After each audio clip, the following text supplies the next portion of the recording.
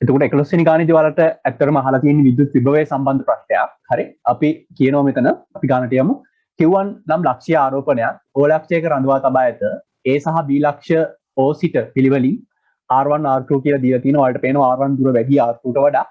ඒකට කියනවා Q2 වෙනත් ලක්ෂ්‍ය ආරෝපණයක් රූපේ දක්වා ඇති පරිදි A ලක්ෂ්‍යයේ සිට B ලක්ෂ්‍යය දක්වා ගෙනෙනකොට මේක මේ සෙල්පිලාකාර මාර්ගයක් දීලා තිනවා. ඔයාලට තේරෙන්න ඕනේ මේවා සංස්ථිතික ශේෂ්ත්‍ර.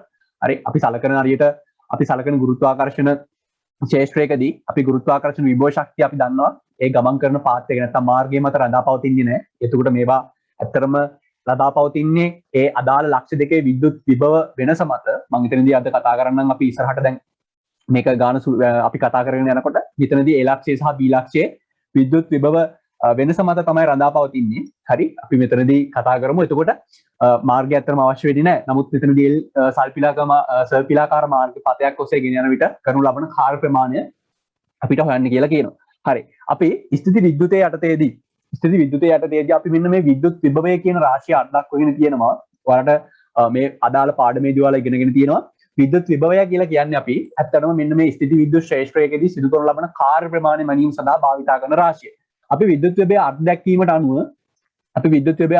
අනුව විද්‍යුත් විභවය කියන්නේ කුමක්ද කියන එක අර්ථ දක්වගෙන තියෙන්නේ අනන්තයේ සිට අපි සලකන ධන 1 කූලෝම් ආරෝපණය විද්‍යුත් ශේෂ්ත්‍රය යම් ලක්ෂයක් විතර ගෙනීමේදී හරි ධන 1 කූලෝම් ආරෝපණයක් අනන්තයේ සිට විද්‍යුත් ශේෂ්ත්‍රය යම් ලක්ෂයක් විතර ගෙනීමේදී ඒ ශේෂ්ත්‍රය මගින් ඇති කරනු ලබන බලවලට එරෙහිව කර යුතු කාර්ය ප්‍රමාණය තමයි අපි සලකන්නේ. දුරවාට පේන කාර්යය තමයි අපි සලකන්නේ මෙන්න මේ විද්‍යුත් විභවයේ වශයෙන්.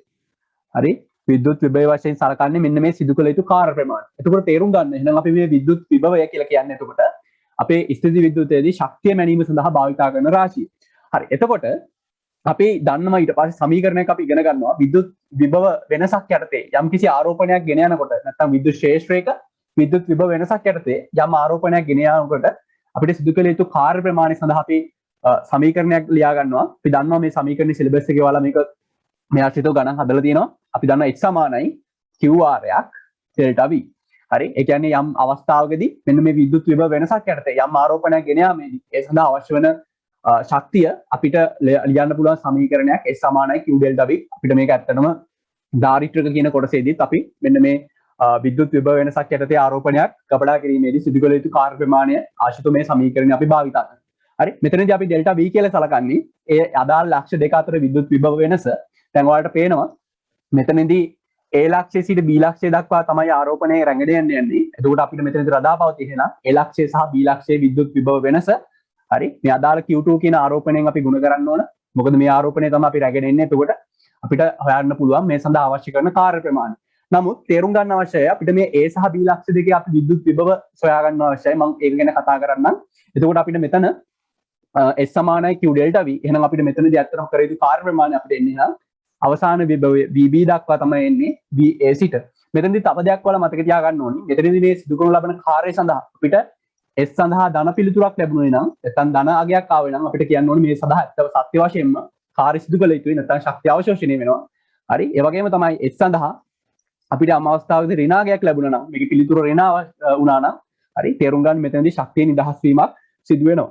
හරි. එතකොට දැන් අපිට ඊළඟ අවශ්‍යතාවය තමයි මේ සමීකරණය මගින් තමයි අපි ඒක සුළු කිරීම කරන්න අවශ්‍ය වෙන්නේ. මෙතනදී අපිට ඕන නම් තවදුරටත් මේ සමීකරණය හරි මෙතනදී රැගෙන එන්නේ අපි දන්නවා ධන Q2 කියන ආරෝපණය VB සිට VA දක්වා. හරි. දැන් අපිට අවශ්‍ය වෙන්නේ මෙතන මෙන්න මේ B සහ A ලක්ෂ්‍යවල විද්‍යුත් විභවය සොයන්න. හරි. විද්‍යුත් විභවය හෙවීමටදී අපි දන්නවා මෙතනදී හරි අපි ලක්ෂාකාර ආරෝපණයක් ලබා දීලා තියෙනවා. මොකද ස්ථිතික ආරෝපණයක් ඒ තමයි අවලක්ෂයේ පවතින Q1 කියන ආරෝපණය. එතකොට අපි ලක්ෂාකාර ආරෝපණයක් අවට අපි කතා කරන අදාළ ස්ථිති විද්‍යුතයේ විද්‍යුත් විභවය කියන පාඩ එක යටතේ නැත්නම් අපි අදාළ පාඩමේදී ලක්ෂාකාර ආරෝපණයක් අවට ලක්ෂයක අපි විද්‍යුත් විභවය හොයනවා නම් අපි කරන්නේ දැන් උදාහරණයක් විදිහට මට අවශ්‍යයි නම් A ලක්ෂයේ විද්‍යුත් විභවය හොයන්න.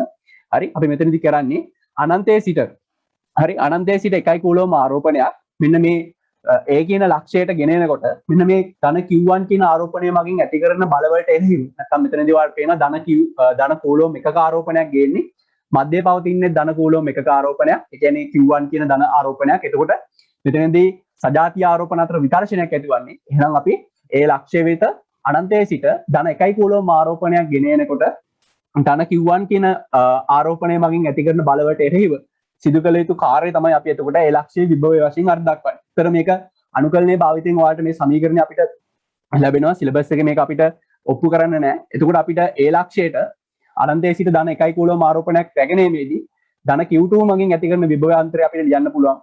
විභවය අපිට ලියන්න පුළුවන් VA සමානයි මෙන්න මේ සමීකරණේ. ඔයාලා මතක තබා ගත යුතුයි විද්‍යුත් විභවය සඳහා සමීකරණය.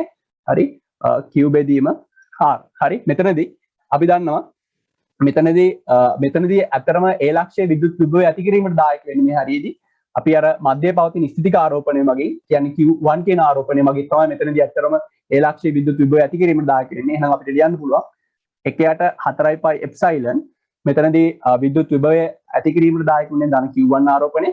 ඒ ලක්වා පවතින දුර අපි දන්නවා R1. හරි. එතකොට ඔන්න අපිට ඒ ලක්ෂ්‍ය විභවය අපිට මේ විදිහට ප්‍රකාශ කරගන්න පුළුවන්.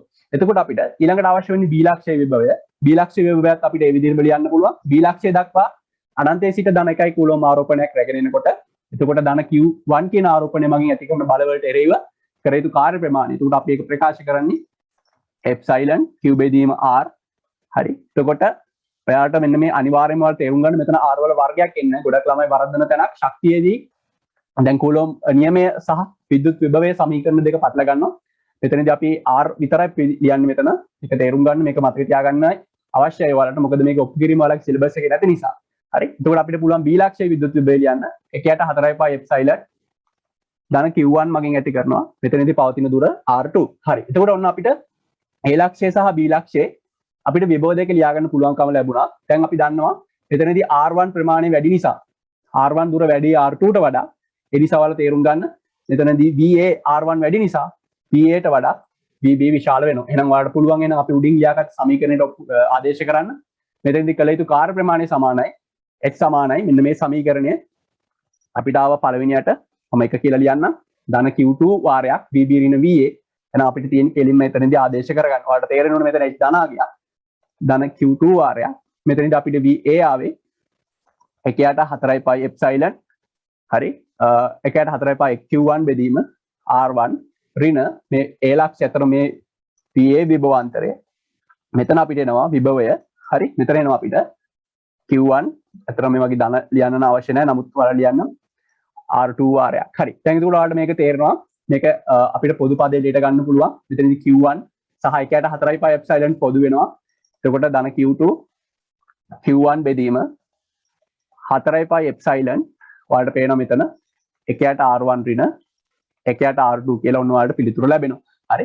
එතකොට ඔයාලා තේරුම් ගන්න මෙතනදී විද්‍යුත් විභවය කියලා කියන්නේ. එතකොට අපි මෙතනදී ඔයාලට ඇත්තටම දැනුම අවශ්‍ය වෙන්නේ විද්‍යුත් විභවය කියන අර්ථ දැක්වීම සමගින් ඔයාලට මේකේ අදහස තේරුම් ගැනීම අවශ්‍යයි. විද්‍යුත් විභවය කියලා කියන්නේ අපි ඇත්තටම විද්‍යුත් ශ්‍රේෂ්ඨවලදී අපි ශක්තිය මැනීම සඳහා කළ යුතු කාර්ය ප්‍රමාණය. මේකෙදී පිළිතුර ලබා ගැනීම වඩාත් පහසුයි. මෙන්න මේ අර්ථ දැක්වීම සහ ඒ ආශ්‍රිත යෙදීම හරියට ඔයාලා අවබෝධ කරගන්න කියනවා.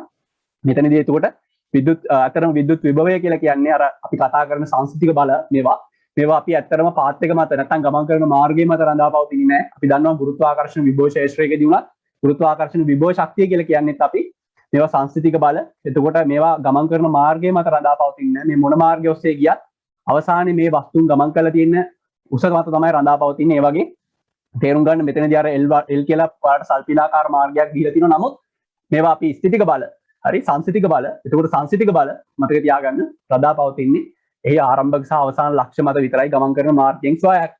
හරි. ඒ නිසා ඔයාලට පිළිතුර ලබා ගන්න පුළුවන් පහසුවෙන් මෙතනදී Q1 Q2 බෙදීම හරි ඔයාලට පේනවා ආන්සර් එක මෙතනදී එන්නේ L තියෙන ප්‍රකාශන එකක්වත් ගන්න බෑ. එතකොට ඔයාලට පේනවා 1 හෝ 4 වෙන්න ඕනේ. නමුත් 4 වියන එකේ නිසා අපි දන්නවා මෙතන පිළිතුර වෙන්නේ 1. හරි. එතකොට ඔන්න ඔයාලට පුළුවන් පහසුවෙන් මෙන්න මේ සඳහා පිළිතුර ලබා ගන්න. හරි. අපි ඊළඟ ගානට යමු.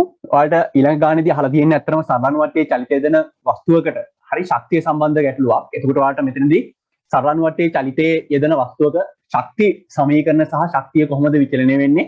කේන්ද්‍රයේ සිට මනු ලබන විස්ථාපනය සමග ශක්තිය විචලනය වෙන ආකාරය තමයි මෙතනදී ඔයාලගෙන් අහලා තියෙන්නේ. ඒකට ඔයාලට ලබා දීලා තියෙනවා ඒ රූප සටහනේදී ඔයාලට කියලා තියෙනවා අදාළ කාලාවර්තයක් තුලදී හරි විස්ථාපනයේ කාලය සමග වෙනස් වීම ඒ රූප සටහනේ පෙන්වලා තියෙනවලු. එම කාලාවර්තය තුලදී අංශයේ චාලක ශක්තිය වෙනස් වීම නිවැරදිව ප්‍රස්ථාරගත කරලා තියෙන්නේ මොන රූපෙන්ද කියලා අහනවා. එතනදී ඔයාලා දන්නවා අපි සරලන වටේ චලිතයේදී හරි අපි සරලන වටේ චලිතයේදී අපි විස්තාරය හරි සරලන වටේ චලිතයේ විස්තාරය සහ සංඛ්‍යාතය හරි ඔමේගා කියන රාශියෙන් අපි දන්නවා සරල අණුවට්ටියේ චලිතය දෙන වස්තුන් සඳහා නියත දේවල්. එතකොට අපි විස්තරය දන්නකොට මධ්‍ය කේන්ද්‍රයේ සිට පවතින විස්ථාපනය x නම් මධ්‍ය කේන්ද්‍රයේ සිට පවතින විස්ථාපනය x නම් අපි ප්‍රවේගය සඳහා සමීකරණයක් යම් අවස්ථාවකදී මධ්‍ය කේන්ද්‍රයේ සිට x විස්ථාපනයක් ලබාගෙන ඇති අවස්ථාවේ අපිට ප්‍රවේගය සඳහා සමීකරණයක් අපිට තියෙනවා සිලබස් එකේ මේව මතක තබා ගන්න. a වර්ගය ඍණ x වර්ගය කියන සමීකරණය v සමානයි ඔමේගා වර්ගයක් වර්ගමූල a වර්ග ඍණ x වර්ග කියන සමීකරණය. ඉතින් ඔයාලා දන්නවා අපි මේ අවස්ථාවේදී සරල අණුවට්ටියේ චලිතය දෙන වස්තුවක උපරිම ප්‍රවේගය පවතින කේන්ද්‍රයේදී කියලා කියන්නේ x සමානයි බිඳුව විට උපරිම ප්‍රවේගය අපිට ලැබෙනවා මෙතනදී x බිඳුවක් වෙන විට a වර්ගයේ වර්ගමූලයට කැපෙන නිසා අපිට ලියන්න පුළුවන් ඔමේගා a. මේක ඔයාලට දන්න සමීකරණයක්. නමුත් අපිට චාලක ශක්තිය හොයද්දී අපිට සරල අණුවට්ටියේ චලිතය දෙන වස්තුවක චාලක ශක්තිය සඳහා ප්‍රකාශනයක් කියන්න පුළුවන් ek සමානයි 2 mv වර්ගය. ඒකට අපි දන්නවා ප්‍රවේගය සඳහා සමීකරණය අපිට එන්නේ 2 m. මෙතනදී ප්‍රවේගය සඳහා සමීකරණයේ සරල අණුවට්ටියේ චලිතය අපි ආදේශ කරාට පස්සේ ඔමේගා වාරයක් a වර්ග ඍණ x වල වර්ගය වාරයක් වර්ගය. හරි. ඒකට ඔයාලට මෙතනදී චාලක ශක්තිය සඳහා සමීකරණය එනවා 2 m ඔමේගා වර්ග a වර්ග ඍණ x වර්ගය කියලා. හරි. ඒකට ඔයාලට දන්නවා අපි දන්නවා සරල අණුවට්ටියේ චලිතය යෙදෙන වස්තුන්ගේ ශක්ති සංසිති නියමය අපි පිළිපදිනවා. එතකොට ශක්ති සංසිති නියමයට අනුව අපි දන්නවා ශක්තිය සංසිතිකයි. ඒකට මුළු ශක්තිය සමානුපාතික වෙනවා. හරි. මුළු ශක්තිය සමාන වෙනවා චාලක ශක්තිය ධන විභව ශක්තිය. හරි. මෙතනදී අපිට චාලක ශක්තිය සඳහා සමීකරණය ලියාගත්තොත් අපි දන්නවා මුළු ශක්තියෙන් අඩු කරන්න ඕන විභව ශක්තිය වෙනස. හරි. විභව ශක්තියේ මුළු ශක්තියේ විභව ශක්තියේ වෙනස තමයි අපි කියන්නේ චාලක ශක්තිය. ඒකට ඔයාලට පේනවා මෙතන අවිල්ලා තියෙන සමීකරණය ek සමානයි. අපි මේක ලිව්වොත් එහෙම මෙතනදී අපිට ek සමානයි අවිල්ලා තියෙනවා 2 m ඔමේගා වර්ගය. මම මේ වරහන සුළු කරගත්තොත් ඍණ 2 m ඔමේගා වර්ගය x වල වර්ගය. එතකොට ඔයාලට පේනවා මෙතන ek. හරි. මෙන්න මේකෙන් අපිට පහසුවෙන් ලබා ගන්න පුළුවන් සරල අණුවට්ටියේ චලිතය දෙන වස්තුවක හරි මුළු ශක්තිය සහ හරි මුළු ශක්තිය සහ විභව ශක්තිය සඳහා සමීකරණය අපි දන්නවා සරල අණුවට්ටියේ චලිතය දෙන වස්තුවක මුළු ශක්තිය වර්ධා පවතින්නේ විස්තරයේ මත පමණයි. ඒකට අපි ගොඩක් වෙලාවට ගණනය කිරීමේදී මුළු ශක්තිය සමානුපාතිකයි විස්තරයේ වර්ගය කියලා ගන්නවා. මොකද කෝණික ප්‍රවේගය සහ ස්කන්ධය කියන රාශිය නියත නිසා. හරි. මේක අපි දන්න දෙයක්. හරි. සරල අණුවට්ටියේ චලිතය යෙදෙන වස්තුවක් සඳහා. හරි. එතකොට ඔයාලා තේරුම් ගන්න අපේ කේන්ද්‍රයේදී මුළු ශක්තිය කියලා කියන්නේ මෙතනදී ඔයාලට අර අපිට චාලක ශක්ති සමීකරණෙදි තේරුම් ගන්න පුළුවන් කේන්ද්‍රය කියලා කියන්නේ විස්ථාපනයේ බිඳුව අවස්ථාව. කේන්ද්‍රයේදී මුළු ශක්තිය කියලා කියන්නේ අපිට පේනවා මෙතන අදාළ කේන්ද්‍රයේදී චාලක ශක්තිය කියලා කියන්නේ අපි සරල අණුවට්ටියේ චලිතය දෙන වස්තුවක මුළු ශක්තිය. ඒ වගේම තමයි ඔයාලට මෙතනින්දි බලා ගන්න පුළුවන් විභව ශක්ති සමීකරණයේදී උපරිම විස්ථාපනයක් ලබාගෙන ඇති අවස්ථාවකදී උපරිම විස්ථාපනයක් ලබාගෙන ඇති අවස්ථාව කියලා කියන්නේ x සමානයි විස්තරයට සමාන වෙන අවස්ථාව. එතනදී විභව ශක්තිය කියලා කියන්නේ මෙතන මුළු ශක්තිය. මොකද එතකොට මුළු ශක්ති සමීකරණය එන්නේ 2 ඔමේගා වර්ගය. හරි. උපරිම විස්ථාපනය ලබාගෙන තියෙනකොට x සමාන a වෙන නිසා එතකොට මෙතන a වර්ගය වෙනවා. එතකොට මෙතන මුළු ශක්තියට සමානුපාතික වෙනවා. එතකොට ඔයාලා මේවා දැනගත යුතු කරුණු. එතකොට සරල අණුවට්ටියේ චලිතය දෙන වස්තුවකට අපිට මේ සඳහා අවශ්‍ය කරන තර්කය වෙන්නේ අපි දන්නවා කේන්ද්‍රයේ සිට මේ ආකාරයට හරි කේන්ද්‍රයේ සිට මේ ආකාරයට මධ්‍ය පිහිටුමේ සිට උපරිම විස්තරය අපි a කියලා ගන්නවා. එතනදී තව තේරුම් ගන්න අපිට මෙන්න මේ සමීකරණ මගින් තර්ක කරන්න පුළුවන්. හරි. සමීකරණ මගින් තර්ක කරන්න පුළුවන් මධ්‍ය කේන්ද්‍රයේදී තමයි චාලක ශක්තිය උපරිම වෙන්නේ. චාලක ශක්තිය උපරිම වෙන්නේ. එතකොට තේරුම් ගන්න උපරිම විස්ථාපනය කියන්නේ විස්තරයේ පවතින අවස්ථාවේදී උපරිම විස්ථාපනයේ පවතින නැත්නම් විස්තරයේදී හරි අපි දන්නවා මෙතනදී චාලක ශක්තිය අවමයි එතන බිඳුවයි. හරි. චාලක ශක්තිය අවමයි. එතකොට ඔයාලට ඒක තේරුම් ගන්න පුළුවන් උඩ සමීකරණයේදී. මොකද ek සමානයි හරි m ඔමේගා වර්ගයේ a වර්ග ඍණ x වර්ගයේ x සමාන a වෙන විට a වර්ග a වර්ගයට කැපිලා අපිට තේරුම් ගන්න.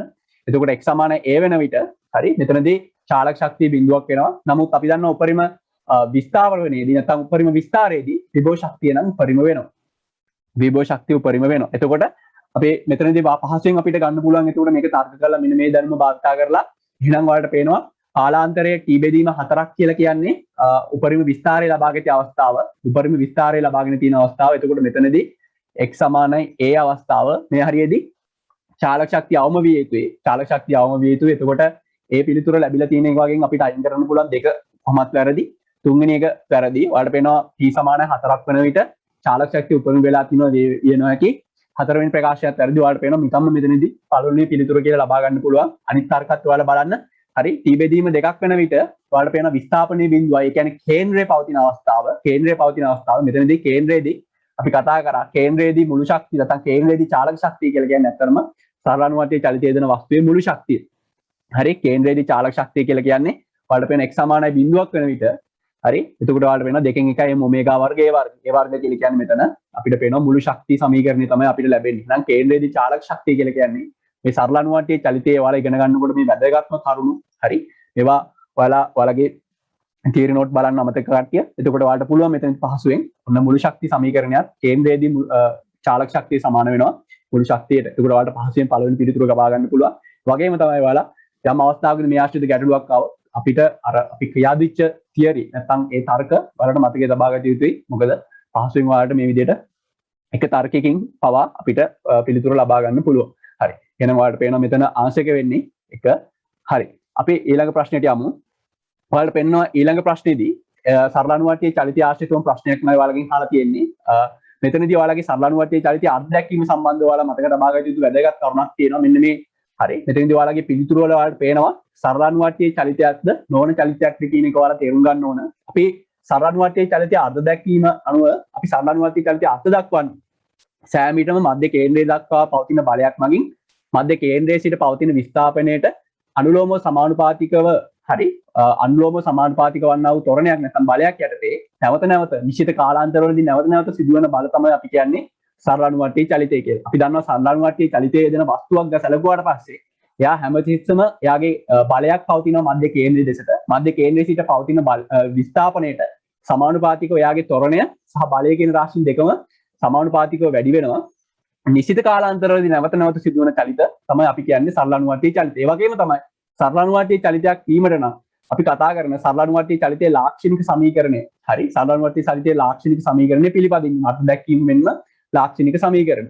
එතකොට ඔයාලට මේ ගැටලුවේදී දීලා තියෙන්නේ 1.8ක උසක පිහිටි දුර පෘෂ්ඨයක් මතට අතහරිනවලු උසක පිහිටි වස්තුවක් දුර පෘෂ්ඨයක් මතට අතහරිනවලු. එතකොට අපි දන්නවා සරලානුවට්ටියේ චලිතය දෙන වස්තුවක කාලාවර්තය කියලා කියන්නේ එක චක්‍රයක් ගත කිරීමට ගතවන කාලය.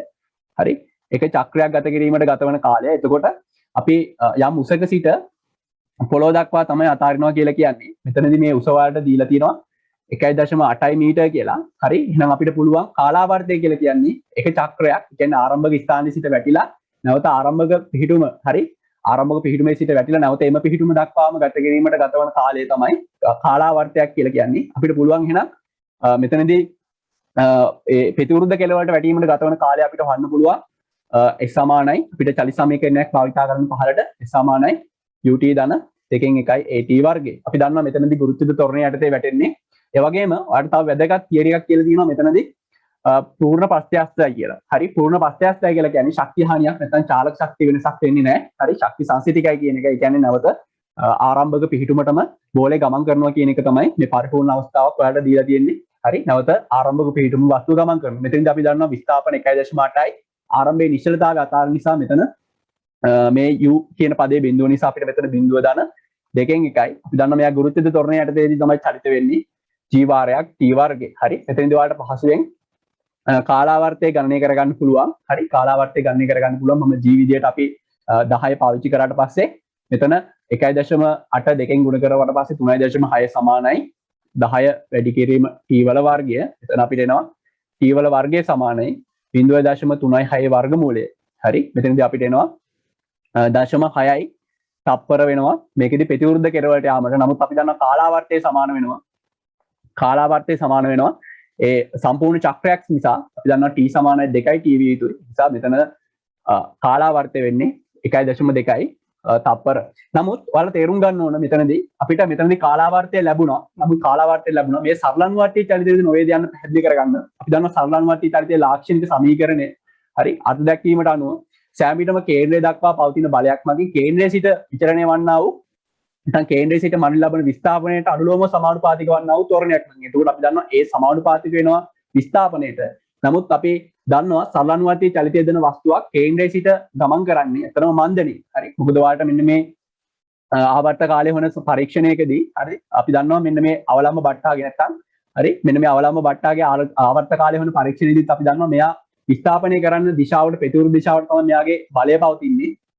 හරි එතකොට තේරුම් ගන්න මේ අවස්ථාවේදී මෙයා මේ වස්තුව ගමන් කරන්නේ නැත්නම් සරලානුවට්ටියේ චලිතයේදී ඒ වස්තුව ගමන් කරන්නේ මන්දනේ. හරි. ඒ නිසා අපි දන්නවා මෙතනදී මණ්ඩල ලබන විස්ථාපනයට අනුවම සමානුපාතික වන්නා වූ නැත්නම් කේන්ද්‍රයේ දෙසට අපි සලකන විස්ථාපනයේ පවතින දිශාවට ප්‍රතිවිරුද්ධ දිශාවට බලය පවතින නිසා මෙහා මන්දණයෙන් ගමන් කරන්නේ. ඒ නිසා අපි දන්නවා ඍණ A කියන අපි පාවිච්චි කරනවා මොකද ත්වරණය වෙනස් වීමේ ශීඝ්‍රතාව ඇත්තටම අඩු වෙනවා. හරි. ප්‍රවේග වෙනස් වීමේ ශීඝ්‍රතාව අඩු වෙමින් ගමන් කරන නිසා.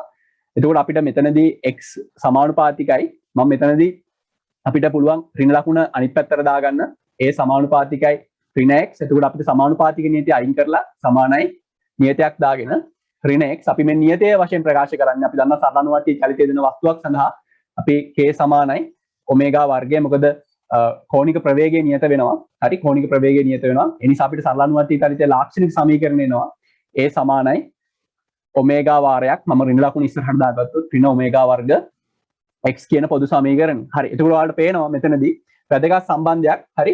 මෙතනදී ඔයාලට පේනවා විස්ථාපනය අනුව ත්වරණය වෙනස් වෙනවා. නමුත් ඔයාලට පේනවා මේ ගැටලුවේදී අපි සලකන්නේ ගුරුත්ව ශේෂ්ත්‍රයක් යටතේදී. ගුරුත්ව ශේෂ්ත්‍රයක් යටතේදී එතකොට මෙතනදී ත්වරණය නියතව පවතින්නේ නැහැ. හරි. sorry ත්වරණය නියතවයි පවතින්නේ. හරි. තේරුම් ගන්න මෙතනදී අපි ගුරුත්වයේ ත්වරණය කියලා කියන්නේ පෘථිවි පෘෂ්ඨයේදී ගුරුත්වයේ ත්වරණය නියතයක්. හරි. අපි සලකන්නේ ආසන්න වශයෙන් 9.81යි. එතනදී අපි පහසු සඳහා 10යි කියලා සලකනවා. එතනදී සරල අනුවර්තී චලිතයේ ලාක්ෂණික සමීකරණයට අනුව මේ චලිතය අපි මොකක් වෙනවද? අනුගත වෙන්නේ නැහැ නැත්නම් අනුරූප වෙන්නේ නැහැ. මොකද මෙතනදී විස්ථාපනයේ සමග ත්වරණය වෙනස් වීමක් වෙන්නේ නැති නිසා. හරි. නමුත් මේක ආවර්තී චලිතයක් කියලා කියන්නේ සරල අනුවර්තී චලිතයක් නොවන අනුවර්තී චලිතයක් කියලා කියන්නේ නැවත නැවත සිදු වෙනවා. ඒ අනුවර්තී චලිත නැවත නැවත සිදු වෙනවා. නිශ්චිත කාලාන්තරවලදී නැවත නැවත සිදු වෙනවා. නමුත් අපිට සරල අනුවර්තී චලිතයක් වීමට නම් අනුවර්තී චලිතයේ විශේෂාකාරයක් තමයි සරල අනුවර්තී චලිතය කියලා කියන්නේ. එතකොට සරල අනුවර්තී චලිතයක් වීමට නම් සරල අනුවර්තී චලිතයේ ලාක්ෂණික සමීකරණයට අනුරූප විය යුතුයි. අපි දන්නවා සාමාන්‍යයෙන් යම් චලිතයක් වාට ලබා දීලා තියෙනකොට ඒ චලිතය අපි සරල අනුවර්තී චලිතයක්ද නොවේද යන්න පැහැදිලි කරන්නත් අපි මෙන්න මේ ඒ චලිතය සඳහා වූ ත්වරණයේ සමීකරණය මෙන්න මේ සරල අනුවර්තී චලිතයේ ලාක්ෂණික සමීකරණයට අනුරූප විය යුතුද යන්න අපි පරීක්ෂා කරන්න ඕනේ. මේ කෝණික චලිතය නම් මේක වෙනස් වෙනවා ඇල්ෆා වාරයක් ඍණ ඔමේගා වර්ග තීටා වශයෙන්.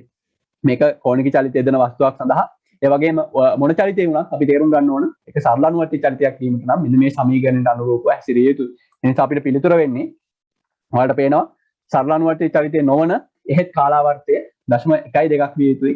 හරි. සරල අනුවර්තී චලිතය නොවේ. එතකොට මෙතනදී පිළිතුර වෙන්නේ ඔයාලට පේනවා 3 වෙනි එක. හරි. හරි. එතකොට ඔන්න ඔයාලට පහසුවෙන් 13 වෙනි ප්‍රශ්නෙට පිළිතුර ලබා ගන්න පුළුවන්. හරි. ඊළඟ ගාන අපි බලමු ඝර්ෂණය රහිත මේසයක් මත පැන්සලක් එහි තුඩින් සිරස්ව තබාගෙන අතර මේක ඝර්ෂණය සම්බන්ධ ප්‍රශ්නයක් තබාගෙන පවතින අවස්ථාවක් වලට දීලා තියෙනවා. මෙතනදී ඔයාලට කියලා තියෙනවා මෙතනදී වැදගත් කරුණක් මෙතනදී ඝර්ෂණය රහිත එහෙම නැත්නම් අපි සුබට පෘෂ්ඨයක් වශයෙන් සලකන අපේ යාන්ත්‍ර විද්‍යාවේදී කතා කරන මේ සුබට පෘෂ්ඨ පිළිබඳව ඝර්ෂණය රහිත පරිපූර්ණ පෘෂ්ඨ. ඒතර මෙතනත් කියනවා මේ අවස්ථාව ඝර්ෂණය රහිත මේසයක් බව සලකන්නලු. මෙතනදී පැන්සලක් තැබුවට පස්සේ මේකෙදි පැන්සල ධන x දිශාවට වැටීමට සැලැස්සුවා. හරි. මෙතනින් ඔයාලගෙන් අහනවා ගුරුත්ව කේන්ද්‍රය මගින් පතේ නිවැරදිව නිරූපණය වන්නේ. අපි සාමාන්‍ය ආකාරයට මේක ඕනම ළමෙක් මේක ඇත්තම ප්‍රායෝගික ප්‍රශ්නයක්.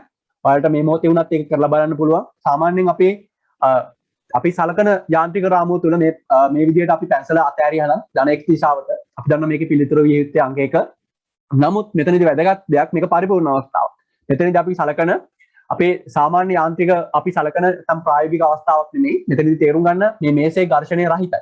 අපි දන්නවා ඝර්ෂණය රහිතයි නම් අපි 7 වෙනි ප්‍රශ්නේදීත් කතා කරා මීට කලින් හම්බෙච්ච අපිට අර ගවයෙක් පොල් පැලේ කන අවස්ථාවේදී ඒ ගවයාගේ පාද මත ඇති ඝර්ෂණ බල ගැන කතා කරද්දී අපි දන්නවා මෙතනදී අපි මේ අවස්ථාවේදී පැන්සල පිටුපස්සට ලිස්සා යාමට පෙළඹෙනවා. මේ අවස්ථාවේදී වැටෙද්දී අපි සාමාන්‍යයෙන් දන්න දෙයක්. එතකොට මේ හරියට පැන්සල පිටුපස්සට ලිස්සා යාමට පෙළඹෙනවා. මේ ආකාරයේ ලිස්සා යාමේදී ඊට විරුද්ධ වන ආයුරින් නැත්නම් ඒ ලිස්සා යන දිශාවට ප්‍රතිවිරුද්ධ වෙන පරිදි පෘෂ්ඨයෙන් මේක ඝර්ෂණයේ සහිත පෘෂ්ඨයක වුණා නම් අපි දන්නවා තිරස් දිශාවට ඝර්ෂණ බලයක් ක්‍රියාත්මක වෙනවා. නමුත් මෙතන තේරුම් ගන්න මෙතන ඝර්ෂණ බලයක් ක්‍රියාත්මක වෙන්නේ නැහැ. මොකද හේතුව සමාන බිඳුවක් වෙනවා මේ පෘෂ්ඨය. අපි ඝර්ෂණයේ රහිත පෘෂ්ඨයක් නැත්නම් ඝර්ෂණ සංගුණිකයේ බිඳුවක් වෙන පෘෂ්ඨයක් වශයෙන් සලකන නිසා. ඒ නිසා තේරුම් ගන්න මේ අවස්ථාවේදී කිසිම ආකාරයකට අපි සාමාන්‍ය අවස්ථාවේදී නම් මේකේ පිළිතුර එක වෙන්න හේතුව බලන්න තිරස් දිශාවට බලයක් පවතිනවා නම් තිරස් දිශාවට විස්ථාපනයක් පැවතිය යුතුයි. හරි. අපි කතා කරනවා නිව්ටන්ගේ දෙවෙනි නියමය යටතේදී. එතකොට මෙතන නම් ඇත්තටම මොකක් වෙනවද? ඇත්තටම තිරස් දිශාවට බලයක් පවතින්නේ නැතිනම් කිසිම අවස්ථාවකදී මෙන්න මේ චලිතයේ තිරස් දිශාවට විස්ථාපනයක් පැවතෙන්න විදියක් නැහැ. ඒ නිසා මෙතනදී ගුරුත්ව කේන්ද්‍රයේ කිසිම ආකාරයකට x දිශාවේ ධන හෝ ඍණ දිශාවට කිසිදු විස්ථාපනයක් සිදු වෙන්න විදියක් නැහැ. ඒ නිසා මේකේ පිළිතුර වෙන්න ඕන අතරම පස්වෙනි එක. මේ අවස්ථාවේදී අතරම මේකට හේතුව තමයි මේ අවස්ථාවේදී තිරස් දිශාව ඔස්සේ කිසිදු දිශාවට සම්ප්‍රයුක්ත බලයක් නොපවතින නිසා.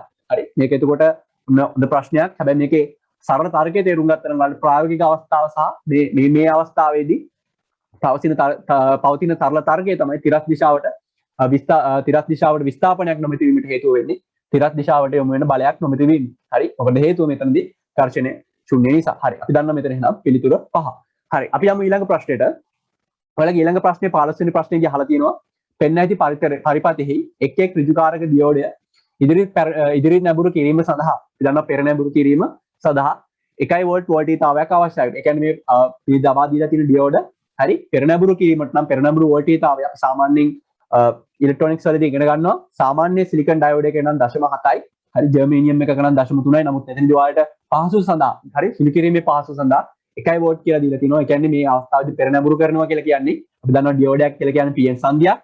P අග්‍රයේ විභවය N සංදියේ P සංදියේ විභවය N සංදියේ විභවයට වඩා වැඩි අගයක පවත්වා ගැනීම තමයි පෙර නැඹුරු වෝල්ටීයතාවය එක පෙර නැඹුරු කිරීම කියලා කියන්නේ. හරි. එතනදී එහෙනම් මෙන්න මෙයා පෙර නැඹුරු වෙන්න නම් හරි මෙන්න මේ දිශාව ඔස්සේ අපි සලකන ඉදිරි දිශාව ඔස්සේ වෝල්ටීයතාවය එකක් පැවතිය යුතුයි. හරි. ඒ නිසා මම මෙතන ඉදිරි දිශාව මේ ඉදිරි දිශාව එතකොට ඔයාලට පේනවා නම් මෙතන ලක්ෂ්‍ය ගන්නම්. හරි. මෙතන ලක්ෂ්‍ය ගන්නම් මෙතන x කියලා මම මෙතන y කියලා ගන්නම් මෙතන z කියලා ගන්නම්. හරි. එතකොට මේ පළවෙනි ඩියෝඩය අතර අනිවාර්යෙන් වෝල්ටීයතාවය පැවතිය යුතුයි. වෝල්ටීයතාව වෙනස Vx ඍණ Vx ඍණ Vy පැවතිය යුතුයි 1 වෝල්ටීයතාවයක්. ඔයාලා දන්නවා මෙතන Vx විභවය අපි මේ ලක්ෂ්‍යය භූගත කරොත් එහෙම ඍණාග්‍රය භූගත කරොත් පහසුව සඳහා පොළොවට සාපේක්ෂ විභවය හරි පොළොවට සාපේක්ෂ විභවය බිඳුවක් වශයෙන් සැලකුවොත් අපි දන්නවා එතකොට x ලක්ෂයේ විභවය අපිට ගන්න පුළුවනි. x ලක්ෂයේ විභවය අපිට පහසුවෙන් ගන්න පුළුවන් මෙතන හරි 5 වෝල්ට් කියලා 5 වෝල්ට් ඍණ ඒකට අපිට අවශ්‍ය වෙන්නේ Vy විභවය මෙතන 1යි ඔයාලට පේනවා මෙතන Vy විභවය අපිට නිකම්ම ලැබෙනවා 4 වෝල්ට් කියලා. ඔක ඔයාලට විදියටම මේක ඇත්තටම පහසු ප්‍රශ්නයක්. ඒ විදියටම ඔයාලට දෙවෙනි ඩියෝඩේ සඳහාත් ඔයාලට Vy ඍණ Vz සමාන වේ යුතු එකකට එතනදී ඔයාලා ලබා දීලා තියෙනවා මෙතන Vz විභවය. හරි Vz විභවය දන්නවා පොළොවට සාපේක්ෂව 3 වෝල්ට්. ඒ නිසා ඔයාලට මෙතන y විභවය එතන වෝල්ට් 4ක් බව වලට තම වෝල්ට් 4ක් කියලා ලැබෙනවා. එහෙනම් ඔයාලට පහසුවෙන් මේ දියෝඩ දෙකම පෙර නැඹුරු විය යුතු නම් මේ දියෝඩ දෙකම අතර විභවාන්තර 1 වෝල්ට් පැවතිය යුතු පෙර නැඹුරුව. හරි. ඒ නිසා පෙර නැඹුරුව කියලා කියන්නේ P සංදියේ විභවය N සංදියේ විභවයට වඩා වැඩි උර. හරි. එහෙනම් ඔයාලට පේනවා මෙතනදී පහසුවෙන් පිළිතුර අපිට අංක 4 කියලා ලබා ගන්න පුළුවන්.